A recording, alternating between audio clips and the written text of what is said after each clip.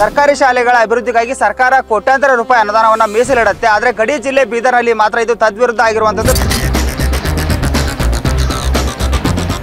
ನಾನು ಬೀದರ್ ತಾಲೂಕಿನ ಜನವಾಡ ಗ್ರಾಮದ ಸರ್ಕಾರಿ ಆದರ್ಶ ಶಾಲೆಯಲ್ಲಿದ್ದೀನಿ. ಈ ಶಾಲೆಗೆ ಹೋಗಲು ಮತ್ತು ಬರಬೇಕಾದ್ರೆ ವಿದ್ಯಾರ್ಥಿಗಳು ಸಾಕಷ್ಟು ಪರದಾಟ ನಡೆಸ್ತಾ ಇದ್ದಾರೆ. ಏನು ಗ್ರಾಮದಿಂದ ಜನವಾಡ ಗ್ರಾಮದಿಂದ 1.5 ಕಿಲೋಮೀಟರ್ ದೂರದಲ್ಲಿರುವಂಥ ಈ ಶಾಲೆಗೆ ಮೂಲಭೂತ ಸೌಕರ್ಯ ಕಲ್ಪಿಸಬೇಕಾಗಿತ್ತು. ಆದರೆ ಮೂಲಭೂತ ಸೌಕರ್ಯದಂಥ ರಸ್ತೆನೇ ಈ ಒಂದು ಗ್ರಾಮದ ವಿದ್ಯಾರ್ಥಿಗಳಿಗೆ ಸಿಗ್ತಾ ಇಲ್ಲ.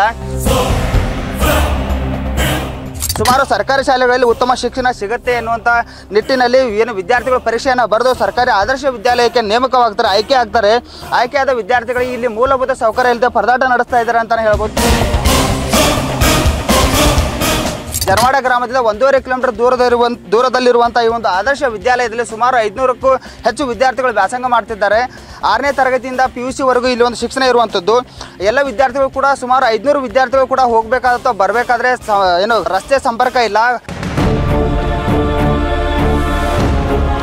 ಕಲ್ಲು ಇರುವಂಥ ರಸ್ತೆಯಲ್ಲಿ ದಿನನಿತ್ಯ ನಡೆದುಕೊಂಡು ಬರಬೇಕು. ಹೀಗಾಗಿ ಕೆಲವು ಸಾರಿ ಬಿದ್ದಿದ್ವಿ ಅನ್ನುವಂಥ ಮಾತನ್ನು ಕೂಡ ವಿದ್ಯಾರ್ಥಿಗಳು ಹೇಳ್ತಾ ಇದ್ದಾರೆ. ಸದ್ಯ ನಮ್ಮ ಜೊತೆ ವಿದ್ಯಾರ್ಥಿಗಳು ಕೂಡ ಇದ್ದಾರೆ. ವಿದ್ಯಾರ್ಥಿಗಳು ನೀವು ನೋಡ್ತಾ ಇರ್ಬೋದು, ನಿರಂತರವಾಗಿ 3 ದಿನಗಳಿಂದ ನಿರಂತರವಾಗಿ ಮಳೆ ಸುರಿತಾ ಇರೋ ಪರಿಣಾಮ ರಸ್ತೆ ಎಲ್ಲವೂ ಕೂಡ ಕೆಸರುಮಯ ಆಗಿರುವಂಥದ್ದು. ಈ ಕೆಸರುಮಯ ರಸ್ತೆಯಲ್ಲಿ ಮಕ್ಕಳು ಬರಬೇಕಾದ್ರೆ ಸಾಕಷ್ಟು ಬಾರಿ ಬಿದ್ದಿದ್ವಿ ಅನ್ನುವಂಥ ಮಾತನ್ನು ಕೂಡ ವಿದ್ಯಾರ್ಥಿಗಳು ಹೇಳಿರುವಂಥದ್ದು.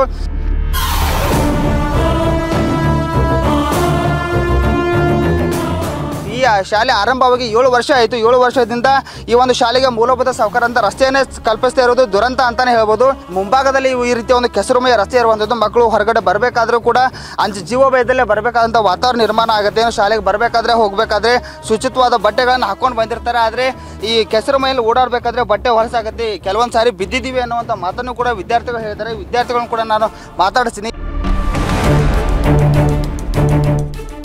ಎಷ್ಟು ದಿನ ಆಯ್ತು ನೀವು ಇಲ್ಲಿ ಬರ್ತಾ ಇದ್ದು? ಇಲ್ಲೇನು ಸಮಸ್ಯೆ ಆಗ್ತಾ ಇದೆ ನಿಮಗೆ? ಸರ್, ನನ್ನ ಹೆಸರು ಭಾಗ್ಯಲಕ್ಷ್ಮಿ ಅಂತ. ನಾನು ಆದರ್ಶ ವಿದ್ಯಾಲಯದಿಂದ ಮಾತಾಡ್ತಿದ್ದೀನಿ. ಈಗ ನಾನು ಈ ಸ್ಕೂಲಿಗೆ ಬಂದು 4 ವರ್ಷ ಆಯಿತು. 4 ವರ್ಷದಿಂದ ನೋಡ್ತಾನೆ ಇದ್ದೀನಿ. ಇಲ್ಲಿ ತುಂಬ ಕೆಸರು ಇದಿರೋದ್ರೆ ಎಲ್ಲರಿಗೂ ಕಷ್ಟ ಆಗ್ತಿದೆ.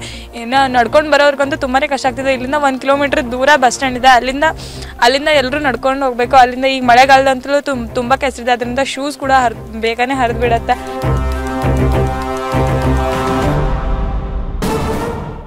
ಇನ್ನೊಂದು, ಅಲ್ಲಿ ನಾವು ಸ್ಕೂಲಿಗೆ ಹೋಗ್ತಿರುವಾಗ ಅಲ್ಲಿ ವೈನ್ ಶಾಪ್ ತೆಗೆದಿದ್ದಾರೆ. ಅಲ್ಲಿಂದ ಒಬ್ಬರೇ ಹೋಗಿ ಮತ್ತೆ ಒಬ್ಬರೇ ಬರೋದಕ್ಕೆ ತುಂಬ ಕಷ್ಟ ಆಗುತ್ತೆ ಸರ್. ಭಯ ಆಗುತ್ತೆ. ಇದು ಓಡಾಡೋಕ್ಕೆ ಕಷ್ಟ. ಇಲ್ಲಿ ಕ್ಲಾಸಿಂದ ಹೊರಗೆ ಬರಬೇಕು ಅಂದ್ರೇ ಕಷ್ಟ. ಇಲ್ಲಿ ಹೊರಗಡೆನೂ ನೀರು ನಿಲ್ಲತ್ತೆ, ಒಳಗಡೆನೂ ನೀರು ನಿಲ್ಲತ್ತೆ. ಕೆಸರು ಹೊರಗೆ. ಅದೊಂದು ಸರ್ಕಾರಕ್ಕೆ ಏನಿಲ್ಲ, ಅದೊಂದು ವೈನ್ ಶಾಪ್ ಅಲ್ಲಿಂದ ತೆಗೆಸ್ಬೇಕು. ಮತ್ತು ನಮ್ಮ ಸ್ಕೂಲ್ ರಸ್ತೆ ಮಾಡಿಸ್ಬೇಕು.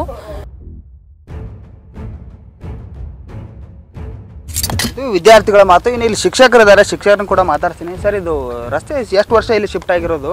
ಇಲ್ಲಿ ಆದಾಗಿಂತ ರಸ್ತೆ ಯಾವಾಗಾದ್ರೂ ಆಗಿದೆಯಾ ಅಥವಾ ಆಗಿಲ್ವಾ ಅಂತ? ಇಲ್ಲಿ ಟೋಟಲಿ ಅಂತೂ ಇಲ್ಲಿ ರಸ್ತೆ ಆಗಿಲ್ಲ ಸರ್. ಕಚ್ಚಾ ರಸ್ತೆ ಮಾಡಿದರು ಸುಮ್ಮನೆ ಪಂಚಾಯತ್ ವತಿಯಿಂದ ಸ್ಕೂಲ್ ಸ್ಟಾರ್ಟ್ ಆಗಿನಾಗ. ಮೋಸ್ಟ್ಲಿ ನಾನು ಈ ಶಾಲೆಗೆ ಬಂದು 1.5 ವರ್ಷ ಆಯಿತು. ಆದರೆ 2016 ಅಥವಾ 2018ರಲ್ಲಿ ಬೀದರ್ಲಿಂದ ಈ ಶಾಲೆ ಇಲ್ಲಿ ಶಿಫ್ಟ್ ಆಗಿದೆ. ಇದೊಂದು ಕೇಂದ್ರ ಪುರಸ್ಕೃತ ಆಂಗ್ಲ ಮಾಧ್ಯಮ ಶಾಲೆ. ಇದು 6ರಿಂದ 10ನೇ ತರಗತಿಯವರೆಗೆ ಇಲ್ಲಿ ಓದ್ತಾಯಿದ್ರು. ಈ 2025-26ನೇ ಸಾಲಿಗಾಗಿ PUCನೂ ಸ್ಟಾರ್ಟ್ ಆಗಿದೆ, ಕಾಮರ್ಸು ಮತ್ತು ಸೈನ್ಸು. ಹಾಗಾಗಿ ಇಲ್ಲೆಲ್ಲ ಮಕ್ಕಳು 6ರಿಂದ 10ನೇ ತರಗತಿ ತನಕ ಪ್ರವೇಶ ಪರೀಕ್ಷೆಯನ್ನು ಬರೆದು ಪ್ರತಿಭಾವಂತ ವಿದ್ಯಾರ್ಥಿಗಳು ಇಲ್ಲಿ ಬರ್ತಾರೆ. ಆದರೆ ಇಲ್ಲಿ ಕೆಲವೊಂದು ಭೌತಿಕ ಅಭಿವೃದ್ಧಿ ಕಾಣದೇ ಇರೋದರಿಂದ ಆ ವಿದ್ಯಾರ್ಥಿಗಳು ಹೆಚ್ಚಿನ ಶೈಕ್ಷಣಿಕ ಪ್ರಗತಿ ಸಾಧಿಸಲು ಕಷ್ಟ ಸಾಧ್ಯ ಆಗ್ತಾಯಿದೆ. ಇಲ್ಲಿ ನೋಡಿದರೆ ಕಂಪೌಂಡ್ ಇಲ್ಲದ ಕಾರಣದಿಂದಾಗಿ ಸಮೀಪದಲ್ಲಿರ್ತಕ್ಕಂಥ ವೈನ್ ಶಾಪ್ನಿಂದ ಸಾರಾಯನ್ನು ಖರೀದಿ ಮಾಡಿ ಇಲ್ಲಿ ತಂದು ಕುಡಿಯೋದು, ಬಾಟಲ್ ಬಿಟ್ಟೋದು. ಮತ್ತು ಕೆಲವೊಂದು ಸಂದರ್ಭದಲ್ಲಿ ನಾನು ಕೇಳಿದ್ದೀನಿ, ವಿದ್ಯಾರ್ಥಿನಿಯರು ಹೋಗುವಾಗ ಸಾರಾಯನ್ನು ಕುಡಿದು ಕೆಲವೊಬ್ಬರು ಕೈ ಹಿಡಿದು ಅವರನ್ನು ಎಳೆದಿರ್ತಕ್ಕಂಥ ಕೆಲವೊಂದು ಘಟನೆ ಆಗಿದೆ.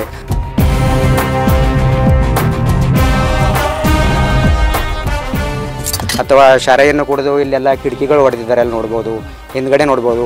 ಈ ಶಾಲೆಯಲ್ಲಿ ಮಕ್ಕಳು ಓದುವಾಗ ಮಳೆ ಹನಿಗಳು ಬಿದ್ದು ಏನದೇ ಪಾಠದ ಮೇಲೆ ಅವರು ಏಕಾಗ್ರತೆಯನ್ನು ಸಾಧಿಸಲಾಗ್ತಾಯಿಲ್ಲ.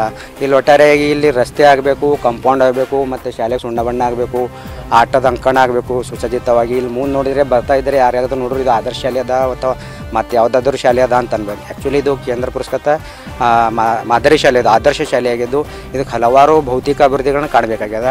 ಅದಕ್ಕೆ ಸಂಬಂಧಪಟ್ಟಂಥವ್ರು ಕೆಲವೊಂದು ಮಾಡಿದ್ದಾರೆ, ಇನ್ನೂ ಬೇಕಿಲ್ಲ, ಭಾಳಷ್ಟು ಕೆಲಸಗಳಾಗಬೇಕು. ಅದಕ್ಕೆ ಸಂಬಂಧಪಟ್ಟಂಥ ಸಚಿವರಿರ್ಬೋದು, ಶಾಸಕರಿರ್ಬೋದು, ಯಾರೇ ಇರಲಿ ಅವರು ನಮ್ಮ ಶಾಲೆಗೆ ಒಂದು ಅಭಿವೃದ್ಧಿಯ ಕೆಲಸಗಳನ್ನು ಮಾಡಿಕೊಡ್ಬೇಕಂತೇಳಿ ಈ ನಮ್ಮ ಶಾಲೆ ಎಲ್ಲ ವಿದ್ಯಾರ್ಥಿನಿಯರ ಪರವಾಗಿ ಸಿಬ್ಬಂದಿಗಳ ಪರವಾಗಿ ಅವ್ರಲ್ಲಿ ಮನವಿಯನ್ನು ಮಾಡ್ಕೊಳ್ತಾ ಇದ್ದಾರೆ. ಇದಿಷ್ಟು ಏನು ಶಿಕ್ಷಕರು ಮತ್ತು ವಿದ್ಯಾರ್ಥಿಗಳ ಮಾತು. ಈಗಾಗಲೇ ಶಾಲೆ ಸುಮಾರು ವರ್ಷಗಳಿಂದ ಆರಂಭವಾದರೂ ಕೂಡ ಇಲ್ಲಿ ಮೂಲಭೂತ ಸೌಕರ್ಯವನ್ನು ಕಲ್ಪಿಸಿಲ್ಲ. ಹೀಗಾಗಿ ಮೂಲಭೂತ ಸೌಕರ್ಯವನ್ನು ಕಲ್ಪಿಸುವ ಕೆಲಸವನ್ನು ಶಿಕ್ಷಣ ಇಲಾಖೆ ಆಗಿರ್ಬೋದು, ಜನಪ್ರತಿನಿಧಿಗಳು ಏನು ಮುತುವರ್ಜಿ ವಹಿಸಿ ಒಂದು ಶಾಲೆಗೆ ಮೂಲಭೂತ ಸೌಕರ್ಯ ಕಲ್ಪಿಸುವ ನಿಟ್ಟಿನಲ್ಲಿ ಕೆಲಸ ಮಾಡಬೇಕು ಎನ್ನುವಂಥ ಮಾತನ್ನು ವಿದ್ಯಾರ್ಥಿಗಳು ಒತ್ತಾಯ ಮಾಡ್ತಾ ಇರುವಂಥದ್ದು. Shivanand, news first, Bidar.